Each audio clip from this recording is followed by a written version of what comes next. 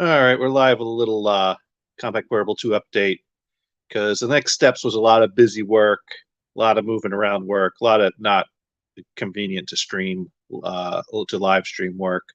Um, but it's on the table here, which I've actually covered up with a cloth finally, although it's not a very good desk, so who cares? But anyways, um, yeah, I've been trying to disassemble it and do some cleanup stuff that I can. So, I've taken the cards out and I managed to get the drive bay out. So that's over here, hard drive, floppy drive. And I need to get to the floppy drive and see if I could clean that up some. I'm hoping cleaning the heads makes that a little more consistent because the floppy drive can work, but mostly doesn't work. Like if I keep restarting and reseating the disk and playing around, I could eventually make it boot to a floppy. But it generally doesn't like to boot to a floppy. So I managed to get it to boot to the hard drive. And I want to back up the current contents of the hard drive because the hard drive's got MS-DOS 5.0 on it. And it's got a bunch of applications that I can't do anything with. But I hate to just, completely delete vintage data with no way to possibly go back and analyze it, even though I dug through it, found nothing that I think is all that useful, so it'd be no great loss. I still like to, but my XT IDE card is not playing nicely with this machine because normally what I do is I boot to an XT IDE and just copy the contents of the drive to the flash and then throw that someplace else on the flash drive. And there you go. Data from a vintage drive backed up, and then format it, install, and all that shit. But, really, I'd put Compaq DOS 3.10 on here is what I'd do. Even though 5 is probably, newer and has some benefits, this machine would have come with Compaq DOS 3.1. So, or 3.10, or, anyways. So that's what I'm going to put on here for now, anyways. I can always change that. But I had to have a consistently working floppy drive in order for that to work. And I'm hoping that since it's partially working, that's more of a, the electronics are good, but something's inconsistent. So I'm thinking clean the head. Maybe that'll do it. Maybe I'll get lucky there. Or maybe the belt is loose and so it's not spinning up adequately some of the times. Basically, this had 3 cards in it. The 2 cards that come with it, which is a floppy hard drive controller with serial and parallel ports on it, and video card that also connects to the built-in monitor. There was a 3rd card in here that I think I threw in the box of spare parts that I put in the basement to try to clear some space out of here, which is a modem. And I have nothing I could do or use that modem for, so I'm just going to leave it out. It probably was added in after the fact anyways. I'm reaching the point with this case where disassembly is becoming a struggle because I kind of wanted to disassemble it as much as I can to clean up as much as I can. But the keyboard I disassembled and the foam that's in here has held up really good. The keys that weren't working, I think, may have been dirt and dust in there and dirty contacts. So, but I gotta say, I have no deteriorating, falling apart foam on this keyboard. I don't know if they changed the foam between the Compaq Portable and the Compaq Portable 2, but that I can't justify replacing all that foam just yet, unless I put it back together and I still have some keys that give me problems. In which case, rather than hunt and peck and change one by one, I just refoam the whole thing and call it good. But I got 1 pack of foam here, and I got 2 keyboards that need to be refoamed. So it's like, hey, if I could get away with keeping this foam, then I could use that for the other one and not have to order a second pouch.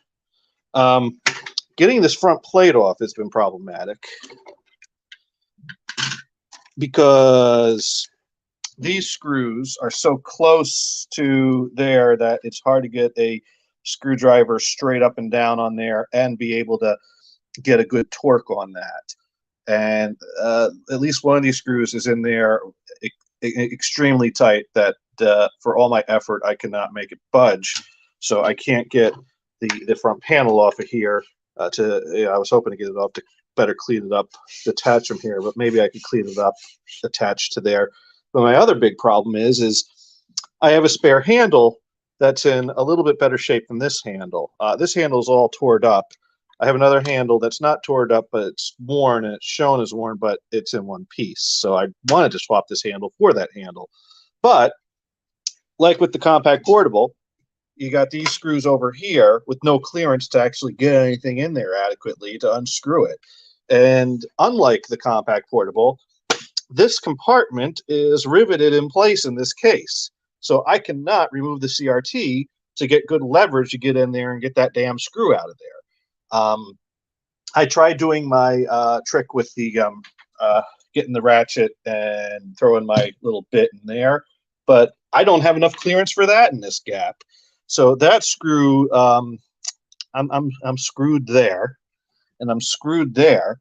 So I'm really struggling here to, not to mention this bay of hard drives. It was a very tight fit to get it out of here. It did not want to play nice. It was really fighting me to squeeze it out of there. Putting it back in there is going to be a royal pain in the ass. So yeah, I am not in love with this machine.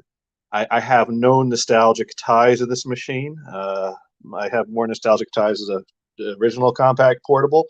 I just bought this as a kind of on a whim because it was a good deal on it, and I thought it'd be fun to play with. And I'm not having fun. So hopefully I'll have more fun when it's back together and cleaned up. Meanwhile, I took the keyboard apart, took all the keys out. My F10 key broke when that pried out, and I got this handy little key pull tool that helps pull evenly. But despite that, the F10 key little things that go in there stayed in place, and the key came off of them. Which I guess one key to break, if you're dealing with such old brittle plastic that any of them could really break if you try to pull it. Maybe that's not bad, but I'm pissed about that. And then we come over here. Well, I cleaned up the case. It's not perfect, but it's a heck of a lot better than it was. A few scuffs here and there still.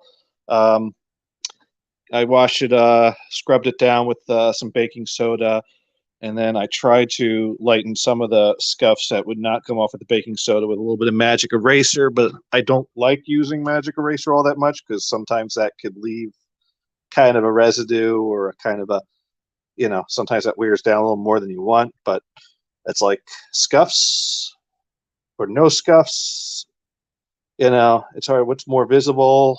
So I magic erased a little bit of the scuffs off, but left some on there. So I think I tried to do a good balance of that. Keyboard shell cleaned up real nice. It'll be a nice looking keyboard if I could get any luck with the retro brighting over here. I've not retro brighted before. I know typically it's done under the sun or under ultraviolet lighting.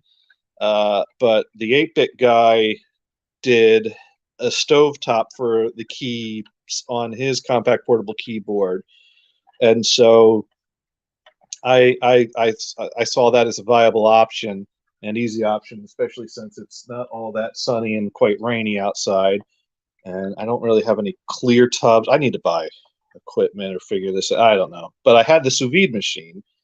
And the thing about the 8-bit guy's stovetop method was he had to monitor it closely because he wanted to keep it between 130 and 140 degrees so that the keys wouldn't melt. And I'm like, well, the sous vide machine will do that perfectly fine. So I've set that to 140. Problem is you have to put in more water than it takes to cover the keys, which means that the amount of the what is it, hydrogen peroxide or the hair care stuff. The Salon Care Volume Clear, it's quite a bit more diluted probably than it needs to be since I had to fill to the fill line of the sous vide machine. I don't know how much to put in because no one ever gives you specifics for that. Um, they just say, oh, the more you put in, the quicker it goes. Well, that doesn't tell me like what the minimum requirement or the ratio are. It would really help if people could post their ratios of what they're doing for those of us that are trying to figure this out. But this has been in here for 1.5 hours, and I'm not seeing any difference. So I'm quite a bit concerned that this is all going to be a waste of my time and a waste of my money on this salon care stuff. But we'll leave it here for some more hours and see if eventually anything brightens. But as you can see, those are still some very yellow looking keys. Here, if I flip over the space bar here, I mean, the space bar looks white on the underside and very yellow. And I have to say, I have not seen any change. So, yeah, not feeling too good about today. I got all these little rubber pieces off that I ran through some soapy water and rinsed off just to, get a quick clean of any dirt, whatever. These Compaq Portable has springs. Compaq Portable 2 has these little rubber thingies that love to roll around and try to get lost. So hopefully I'll have as many of them as I started with, or I'll be in trouble. But at least the plastic of the keyboard is clean, and the plastic case is cleaner than it was. So I have that going for me. But yeah, I'm quite disappointed. I just I can't get the handle off. I can't get this front off. The drives are going to be difficult to get in there, but I guess the next steps are to dig into the floppy drive, clean the head, and maybe connect things enough to see if that improves the floppy drive situation before putting it all back together. Yeah, I guess that's what I'm going to do. I'm going to clean the floppy head. I got to get the keyboard put back together before I could really do any testing. I guess I could test if it boots to a floppy, but I can't do much more than that. So I'll probably, with all the struggle of the screws and retro threading not working, I'm kind of burned out today. So I'm probably going to find something more fun to do for the next few hours while the retro threading continues to happen. And either this evening or tomorrow or whatnot, I'll take the floppy drive out of here, see if I can get to the head to clean the head, see if I can get the keyboard back together, see if I can clean up this. And then we'll be at the point of maybe putting things back together. Except I really do want to get this handle off of here. And I'm not sure. I'll have to look up methods of dealing with difficult screws. Probably are, tapping it, whatever, but that's not done anything. Heat would make things expand. So I don't want to expand the screw, but if I expand the metal that the screw is screwing into, but all the metal would heat up and it would all expand. So I'm not sure. I don't know. I'll have to see what I can. This design is so frustrating because at least with the Compaq Portable, you can get the CRT out of there and have some room to work with. But here, this compartment, I mean, if you see here, there's a rivet right there. So this is riveted to the front here. So this and this is all riveted to the side. So yeah, this does not. There is no way to separate this portion of case from this portion of case without taking rivets out. So there's no real way to get a good grip on that screw to get the handle off of here. Yeah, so that's my latest Compaq Portable update. But hopefully I get things to a point where in a few weeks or so, with a little bit of luck, I'll have a bunch of working parts that can put back together, and we'll do a live stream of the reassembly when it gets to that point. But as you see, there's a lot of busy, frustrating, boring, not live, easy to live stream work that needs to happen. Because, only watch someone live streaming fighting with screws for so long before you get bored. All right, well that's the latest, so I'm going to sign off for now and find something fun to do.